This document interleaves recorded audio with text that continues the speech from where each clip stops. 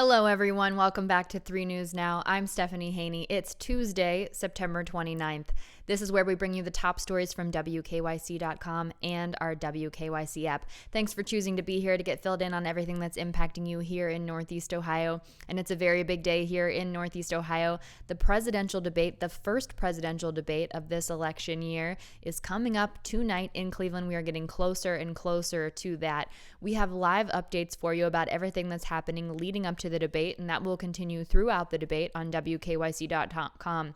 Here are some of the things that have been happening this afternoon. Our 3 News investigative reporter Rachel Polanski is near the area where the debate will be happening. That will be at the Cleveland Clinic main health campus here in Cleveland.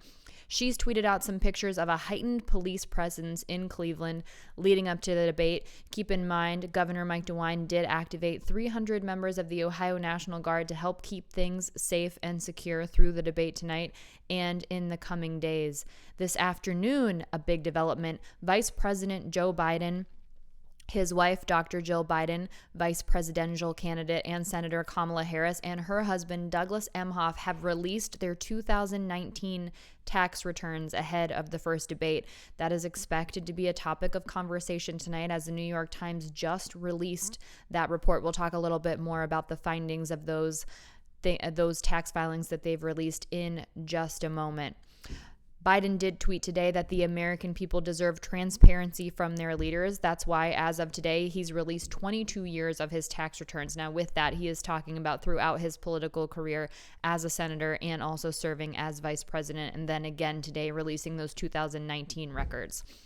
Also this afternoon, Joe Biden retweeted a social media video saying that he intends to be successful in the first debate by staying honest and just telling the truth.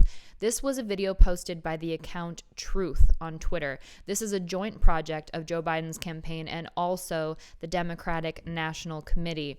This is something that the Biden campaign will be using in order to fact-check President Donald Trump throughout the first presidential debate. So that will be happening on Twitter, courtesy of Joe Biden's campaign and the DNC, and that account is Truth.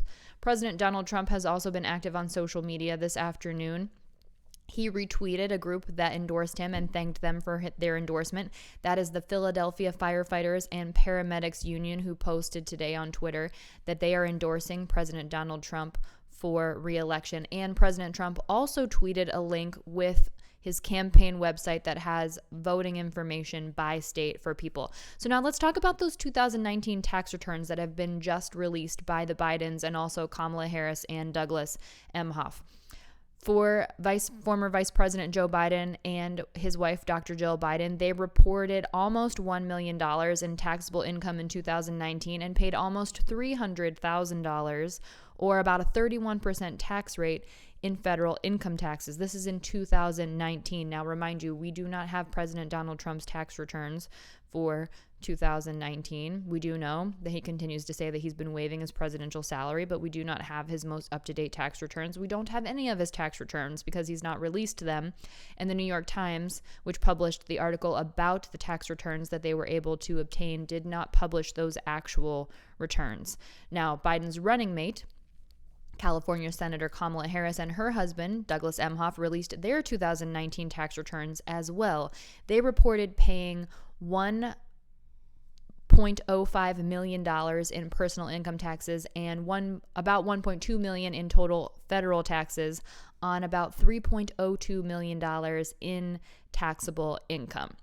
Now, what we do know from the New York Times, according to their reporting, is that President Donald Trump did not pay any federal income taxes in 11 of 18 years and paid just $750 in 2017 and 2018. Those were for tax years 2016 and tax years 2017, because he claimed millions of dollars in business losses. Now, President Donald Trump did respond to that. He said that, yes, he did claim credits and depreciation, as many Americans are entitled to do, and that if you take a look at his debts and his assets, that he is actually under-leveraged and believes that he has a small amount of debt if you compare that to amount of assets that he has. The New York Times did report that he has hundreds of millions of dollars in personal debt obligations that he has personally guaranteed that will be coming due within the next couple of years. Now let's turn to what will be happening at the debate tonight. Former Vice President Joe Biden will have two Northeast Ohioans as guests tonight during the presidential debate. It is customary for the parties debating in a presidential election to bring guests. So for Biden, that will be Gurney Green, who is a small business owner from Cleveland Heights, who was highlighted during the Democratic National Convention. Green owns the Cleveland Heights fashion boutique Chemistry 11. Green, excuse me. Green is a certified healthcare information technologies analyst and also a mother of two.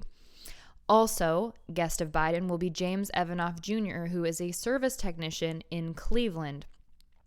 Evanoff has 8 years of seniority with the United Steelworkers and works at ArcelorMittal, which was recently acquired by Cleveland Cliffs. That deal is supposed to be done by the end of the year. That's a $1.4 billion deal.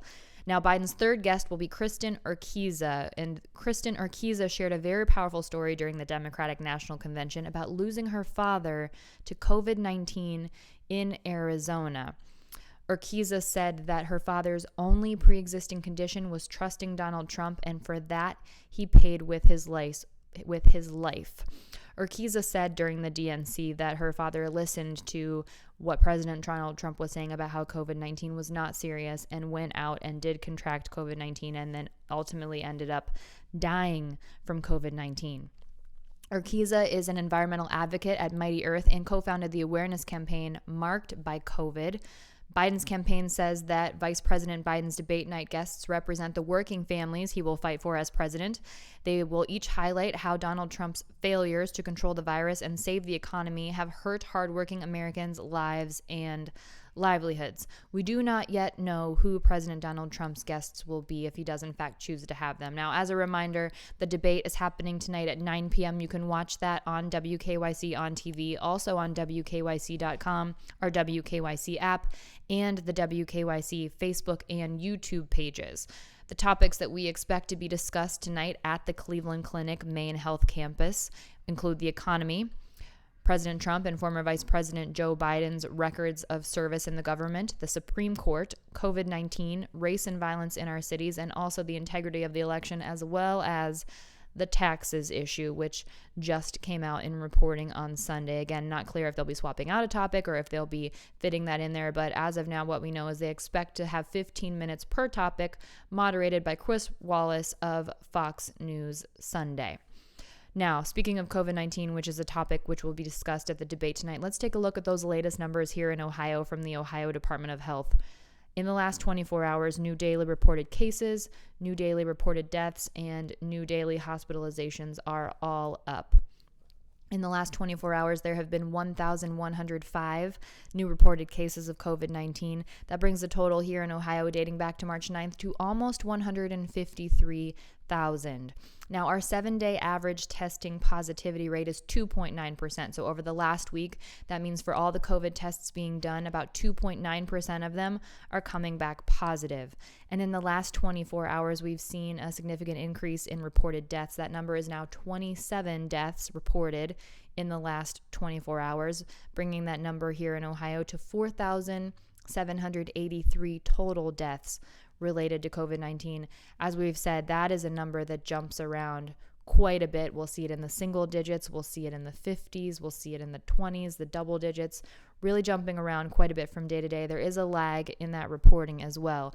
Now, the more real-time data gets into the hospitalizations. There have been 106 new hospitalizations in the last 24 hours, and right now, 672 people are currently hospitalized with COVID-19. Of those 672 people, 183 of them are being treated in the intensive care unit. So that's about 27% of all the people who are hospitalized are being treated in the ICU. That's a bit of a decrease in the current percentage of the people that we're seeing in the ICU of people who are being treated for COVID-19. We've seen 13 new ICU admissions in the last 24 hours, and the statewide hospital bed occupancy rate is at about 77%. That's an increase from Monday. That's about a 5% increase from Monday. So 23% of our hospital beds are open and available for people who need to be treated in a hospital right now. And at the U.S. and global level, we have unfortunate news. Globally, we now have surpassed 1 million deaths related to COVID-19. That happened yesterday, according to Johns Hopkins University. Here's the breakdown of the U.S. and the global numbers from Johns Hopkins University. In the U.S., there are now 7,168,048 reported cases of COVID-19 that we've known about since we first became aware of the pandemic here in the U.S., and the total number of U.S. deaths is now at 205,547. With about 4% of the global population, the U.S. has about 20% of the global deaths and about 21% of the global cases right now. Globally, the total number of cases that have been reported of COVID-19 is at 33,469,217. And globally, the total number of deaths that have been reported for COVID-19 is 1,003,791. So that is a grim milestone to have reached globally. We mourn for the loss of every single person who has passed related to COVID-19. Definitely will be a major topic of conversation at the debate tonight. Now, there will be many watch groups for the debate tonight. One group that's holding its watch party will be the Black Voters Matter Fund. This will be a socially distant operation. It'll be drive-in style. That's going to be held tonight at Mount Zion Community Center in Highland Hills, starting at 5:30 p.m. They do expect to have live entertainment on site, and they will be screening the debate for the audience in real time from 9 to 10:30. And they'll also be showing a short film on voter suppression and the importance of getting out the vote in this election. Now, the Black Voters Matter Fund also has a bus that they call the Blackest Bus in America. That will make an appearance at the event, and they'll be canvassing and discussing the issues affecting voters in their communities, particularly here in Northeast Ohio. We'll also be having our own watch party here at 3 News. It's the 3 News Zoom Room. That will be hosted by our 3 News Tiffany Tarpley and Dave Dino, Dina Talley. During this event, it'll be a small group of Northeast Ohio voters. There will be 4 Ohioans who are planning to vote for the Democratic candidate Joe Biden and 3 Ohioans who are planning to vote for the incumbent President Donald Trump. So the goal of this is for everyone to have a thoughtful and respectful discussion during the debate in real time. So that'll be kicking off at 9 p.m. That'll be hosted and moderated, like I said, by Tiffany Tarpley and Dave Dino, Dina Talley. And we have that link on WKYC.com and in our WKYC app. So those people will be participating in the active discussion during the debate, and the rest of our 3 News viewing area is welcome to join that Zoom meeting so you can listen and hear what they have to say. However, those will be the only people who will be on camera, and you'll be able to watch them have an active conversation during the debate. Here's a reminder for you. There are now 6 days left to register to vote in Ohio, because the point of all of this, the point of these debates, is to help people understand what these candidates stand for and help people decide who they would like to vote for. So if you're not yet registered to vote in Ohio, if your friends aren't, if your family isn't, if your followers aren't, you might want to be interested in sharing the information that there are only 6 days left to vote here in Ohio. The registration deadline is October 5th. I've tweeted out links for you to be able to do that online. All you need is an Ohio identification card, either a driver's license or a state ID, and your social security number, and you can register to do that online. You can also do it at your county board of elections in person, by the way, if you don't have internet access, if someone doesn't have internet access in your life.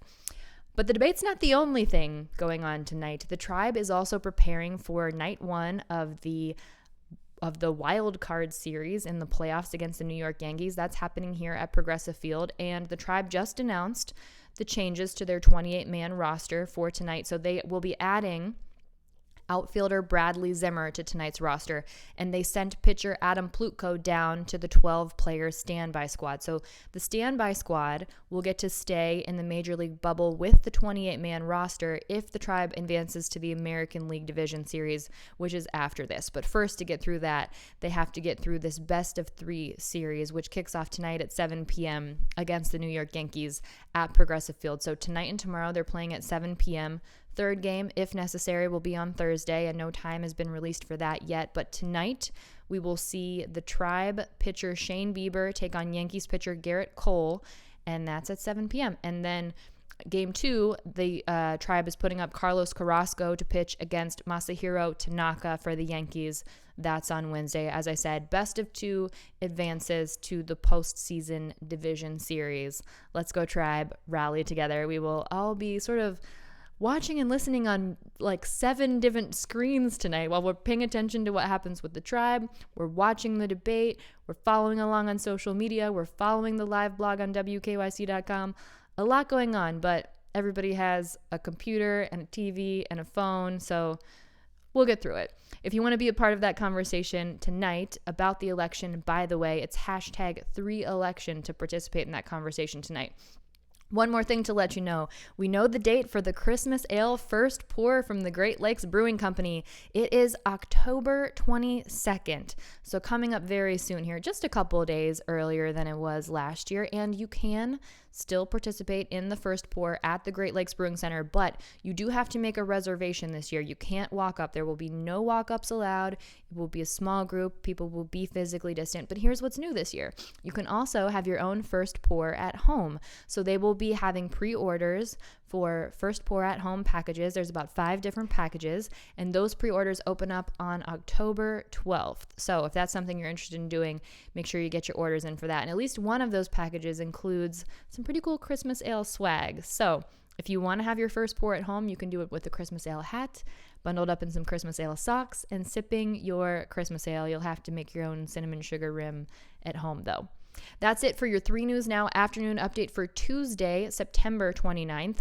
I will see you next on What's New at 5 p.m. with your trending stories in Clicking in Cleveland. And then I will also see you tonight for 2 special editions of 3 News Now. I'll see you right around 8 p.m.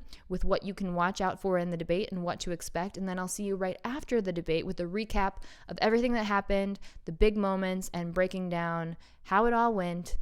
That'll be on Instagram Live, also on Facebook and YouTube. And of course, 3 News Now is now a podcast. So search for 3 News Now with Stephanie Haney on your favorite podcast provider platform. If you like listening to us there, please subscribe, rate, and review. It does really help us get in front of more people and connect with more people here in Northeast Ohio. That's it for 3 News Now for right now. I'll see you back here in just a little bit. Stay safe and be well. I'm Stephanie Haney.